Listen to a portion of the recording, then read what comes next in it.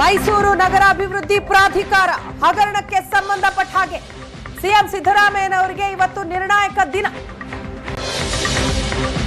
ಈ ಕೇಸ್ನಲ್ಲಿ ಲೋಕಾಯುಕ್ತ ಸರಿಯಾಗಿ ತನಿಖೆ ಮಾಡ್ತಾ ಇಲ್ಲ, ನಿಷ್ಪಕ್ಷಪಾತವಾದ ತನಿಖೆ ಆಗ್ತಾ ಇಲ್ಲ ಅಂತ ಅನುಮಾನವನ್ನ ವ್ಯಕ್ತಪಡಿಸಿ ಸಾಮಾಜಿಕ ಕಾರ್ಯಕರ್ತ ಸ್ನೇಹಮಯಿ ಕೃಷ್ಣ ಈ ಕೇಸನ್ನ ಸಿಬಿಐಗೆ ವಹಿಸಬೇಕು ಅಂತ ಅರ್ಜಿಯನ್ನ ಹಾಕಿದ್ರು. ಈ ಅರ್ಜಿ ವಿಚಾರಣೆ ಈಗ ನಡೀತಾ ಇದೆ. ಸ್ನೇಹಮಯಿ ಕೃಷ್ಣ ಸಲ್ಲಿಸಿದ್ದಂತಹ ಅರ್ಜಿಯ ವಿಚಾರಣೆ ಆರಂಭ ಆಗಿದೆ. ಧಾರವಾಡ ಹೈಕೋರ್ಟ್ ಪೀಠದಲ್ಲಿ ಅರ್ಜಿ ವಿಚಾರಣೆ. ಲೋಕಾಯುಕ್ತ ತನಿಖಾ ಪ್ರಗತಿ ವರದಿ ಸಲ್ಲಿಕೆಯಾಗಿದೆ. ಮುಚ್ಚಿದ ಲಕೋಟೆಯಲ್ಲಿ ಲೋಕಾಯುಕ್ತ ಎಸ್ಪಿ ಉದೇಶ್ ಕೋರ್ಟ್ಗೆ ವರದಿಯನ್ನ ಸಲ್ಲಿಸಿದ್ದಾರೆ. ಕೋರ್ಟ್ನಲ್ಲಿ ಈಗ ವಾದ ನಡೀತಾ ಇದೆ. ಸ್ನೇಹಮಯಿ ಕೃಷ್ಣ ಪರವಾಗಿ ಮಣಿಂದರ್ ಸಿಂಗ್ ಅವರು ವಾದ ಮಾಡ್ತಾ ಇದ್ದಾರೆ. ನ್ಯಾಯಮೂರ್ತಿ ಎಂ ನಾಗಪ್ರಸನ್ನ ಪೀಠದಲ್ಲಿ ನಡೀತಾ ಇರುವಂತಹ ವಿಚಾರಣೆ. ಸ್ನೇಹಮಯಿ ಕೃಷ್ಣ ಪರ ಮಣಿಂದರ್ ಸಿಂಗ್ ವಾದ ಮಾಡ್ತಾ ಇದ್ದಾರೆ. ಮೂಡಾದಿಂದ ಹಲವು ದಾಖಲೆ ತೆಗೆದುಕೊಂಡು ಹೋಗಿದ್ದಾರೆ. ಸರಿಯಾಗಿ ತನಿಖೆ ನಡೀತಾ ಇದೆ ಅಂತ ನನಗೆ ಅನಿಸ್ತಾ ಇಲ್ಲ. ಲೋಕಾಯುಕ್ತ ತನಿಖೆಯಿಂದ ಈ ಕೇಸ್ನಲ್ಲಿ, ಈ ಪ್ರಕರಣದಲ್ಲಿ ನ್ಯಾಯ ಸಿಗೋದಿಲ್ಲ. ಹಾಗಾಗಿ ಕೇಂದ್ರೀಯ ಸಂಸ್ಥೆಗಳಿಗೆ ಈ ಕೇಸ್ನ ತನಿಖೆಯನ್ನ ವಹಿಸಬೇಕು, ತನಿಖೆ ನೀಡಬೇಕು ಅಂತ ಸ್ನೇಹಮಯಿ ಕೃಷ್ಣ ಪರ ಮಣಿಂದರ್ ಸಿಂಗ್ ವಕೀಲರು ವಾದ ಮಾಡ್ತಾ ಇದ್ದಾರೆ. ಆರೋಪಿ ಸ್ಥಾನದಲ್ಲಿದ್ದವರ ವಾದ ಆಲಿಸಬೇಕಿಲ್ಲ. ದೊಡ್ಡ ರಾಜಕಾರಣಿಗಳ ವಿರುದ್ಧ ಆರೋಪ ಇದೆ, ಸಿಬಿಐ ತನಿಖೆ ಅಗತ್ಯ ಇದೆ ಅಂತ ಮಣಿಂದರ್ ಸಿಂಗ್ ಅವರು ತಮ್ಮ ವಾದವನ್ನ ಮುಂದಿಡ್ತಿದ್ದಾರೆ. ನ್ಯಾಯಮೂರ್ತಿ ಎಂ ನಾಗಪ್ರಸನ್ನ ಪೀಠದಲ್ಲಿ ನಡೀತಾ ಇರುವಂತಹ ವಿಚಾರಣೆ ಇದು. ತನಿಖೆ ಯಾರು ಮಾಡಬೇಕು, ಯಾರು ನಡೆಸಬೇಕು ಅನ್ನೋದನ್ನ ಆರೋಪಿ ಬಳಿ ಕೇಳೋದು ಸಮಂಜಸ ಅಲ್ಲ, ಅಗತ್ಯ ಇಲ್ಲ. ಈ ಸಂದರ್ಭದಲ್ಲಿ ಹಲವು ಕೇಸ್ಗಳ ಕುರಿತಾಗಿಯೂ ಕೂಡ ಮಣಿಂದರ್ ಸಿಂಗ್ ಅವರು ಪ್ರಸ್ತಾಪ ಮಾಡ್ತಾ ಇದ್ದಾರೆ, ಉಲ್ಲೇಖ ಆಗ್ತಾ ಇದೆ. ಲೋಕಾಯುಕ್ತ ತನಿಖೆಯಿಂದ ಈ ಕೇಸ್ನಲ್ಲಿ ನ್ಯಾಯ ಸಿಗೋದಿಲ್ಲ, ನಿಷ್ಪಕ್ಷಪಾತವಾದ ತನಿಖೆ ಆಗ್ತಾ ಇಲ್ಲ. ಹಾಗಾಗಿ ಕೇಂದ್ರೀಯ ತನಿಖಾ ಸಂಸ್ಥೆಗೆ ಈ ಕೇಸನ್ನ ನೀಡಬೇಕು ಅಂತ ಸ್ನೇಹಮಯಿ ಕೃಷ್ಣ ಪರ ವಕೀಲ ಮಣಿಂದರ್ ಸಿಂಗ್ ಅವರು ವಾದ ಮಾಡ್ತಾ ಇದ್ದಾರೆ.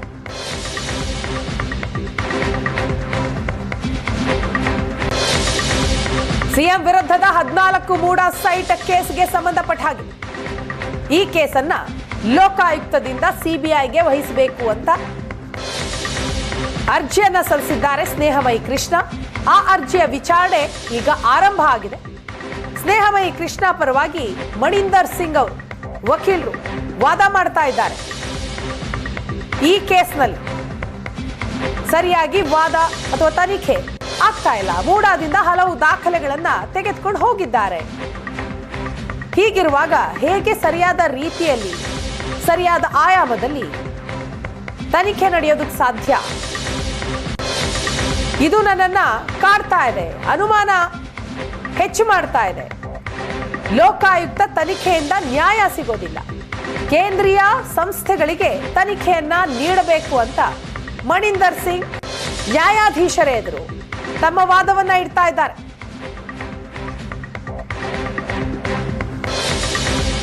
ಆರೋಪಿ ಸ್ಥಾನದಲ್ಲಿರುವವರು ರಾಜ್ಯದ ಮುಖ್ಯಮಂತ್ರಿಗಳು, ಸಿಎಂ ಸ್ಥಾನದಲ್ಲಿದ್ದಾರೆ. ಅವರ ವಾದ ಆಲಿಸಬೇಕಿಲ್ಲ. ದೊಡ್ಡ ರಾಜಕಾರಣಿಗಳ ವಿರುದ್ಧನೇ ಈ ಕೇಸ್ನಲ್ಲಿ ಆರೋಪ ಇರೋದು. ಹಾಗಾಗಿ ಉನ್ನತ ಮಟ್ಟದ ತನಿಖೆನೇ ಆಗಬೇಕು.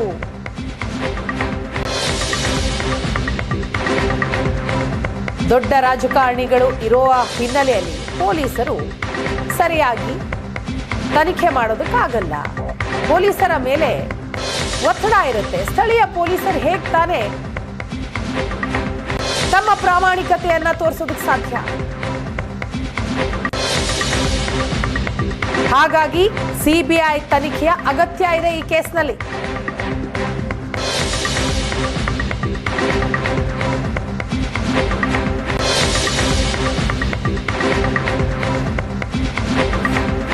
ದೂರುದಾರ ಸ್ನೇಹಮಯಿ ಕೃಷ್ಣ ಪರ ಹಿರಿಯ ವಕೀಲ ಮಣಿಂದರ್ ಸಿಂಗ್ ಅವರು ವಾದ ಮಾಡ್ತಾ ಇದ್ದಾರೆ. ಈ ಸಂದರ್ಭದಲ್ಲಿ ಹಲವು ಆದೇಶವನ್ನು ಕೂಡ ಮಣಿಂದರ್ ಸಿಂಗ್ ಅವರು ಪ್ರಸ್ತಾಪ ಮಾಡ್ತಾ ಇದ್ದಾರೆ. ಸುಪ್ರೀಂ ಕೋರ್ಟ್ನ ಆದೇಶವನ್ನು ಕೂಡ ಇಲ್ಲಿ ಉಲ್ಲೇಖಿಸಿದ್ದಾರೆ ಮಣಿಂದರ್ ಸಿಂಗ್.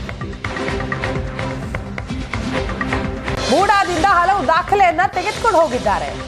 ಸರಿಯಾದ ರೀತಿಯಲ್ಲಿ ತನಿಖೆ ಆಗ್ತಾ ಇಲ್ಲ, ಸರಿಯಾಗಿ ತನಿಖೆ ನಡೀತಾ ಇದೆ ಅಂತ ನನಗನ್ನಿಸ್ತಾ ಇಲ್ಲ. ಲೋಕಾಯುಕ್ತ ತನಿಖೆಯಿಂದ ನ್ಯಾಯ ಸಿಗೋದಿಲ್ಲ. ಹಾಗಾಗಿನೇ ಮೂಡಾ ಕೇಸ್ ತನಿಖೆಯನ್ನ ಸಿಬಿಐಗೆ ವಹಿಸಬೇಕು, ಸಿಬಿಐ ತನಿಖೆ ಅಗತ್ಯ ಇದೆ ಅಂತ ಸ್ನೇಹಮಯಿ ಕೃಷ್ಣ ಪರ ವಕೀಲ ಮಣಿಂದರ್ ಸಿಂಗ್ ಅವರು ವಾದ ಮಾಡ್ತಾ ಇದ್ದಾರೆ. ಪೊಲೀಸರಿಂದ ಪಾರದರ್ಶಕವಾದಂತಹ ತನಿಖೆ ನಡೆಯೋದಕ್ಕೆ ಸಾಧ್ಯ ಇಲ್ಲ. ಮೂಡಾದಿಂದ ಹಲವು ದಾಖಲೆಗಳನ್ನ ಈಗಾಗಲೇ ತೆಗೆದುಕೊಂಡು ಹೋಗಿದ್ದಾರೆ.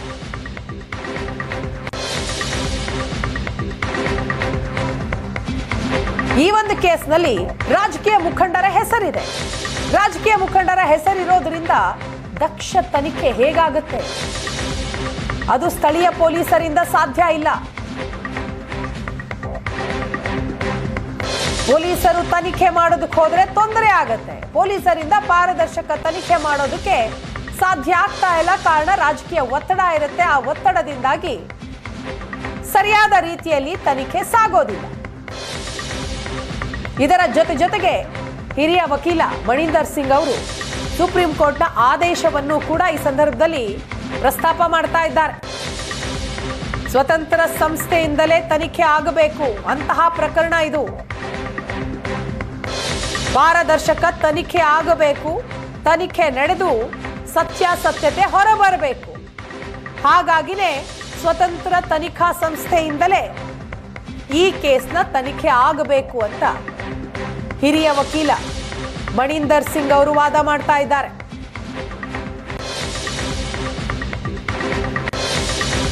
ಮೂಡಾ ಕೇಸ್ನಲ್ಲಿ ಸಿಎಂ ಸಿದ್ದರಾಮಯ್ಯನವರಿಗೆ ನಿರ್ಣಾಯಕವಾದಂತಹ ದಿನ ಇವತ್ತು. ಈ ಕೇಸನ್ನ ಸಿಬಿಐಗೆ ವಹಿಸಲಾಗುತ್ತಾ ಇಲ್ವಾ ಅನ್ನೋದು ಈಗ ವಿಚಾರಣೆ ಆಗ್ತಾ ಇದೆ. ವಿಚಾರಣೆಯ ನಂತರ ನ್ಯಾಯಾಧೀಶರ ತೀರ್ಪಿನಿಂದ ಈ ಪ್ರಕರಣ ಸಿಬಿಐಗೆ ಹೋಗುತ್ತಾ ಇಲ್ವಾ ಅನ್ನೋದು ಗೊತ್ತಾಗುತ್ತೆ. ಲೋಕಾಯುಕ್ತ ತನಿಖಾ ಪ್ರಗತಿ ವರದಿ ಕೋರ್ಟ್ಗೆ ಸಲ್ಲಿಕೆ ಆಗಿದೆ. ಲೋಕಾಯುಕ್ತ ಎಸ್ಪಿ ಉದೇಶ್ ಅವರು ಮುಚ್ಚಿದ ಲಕೋಟೆಯಲ್ಲಿ ವರದಿಯನ್ನ ಸಲ್ಲಿಸಿದ್ದಾರೆ.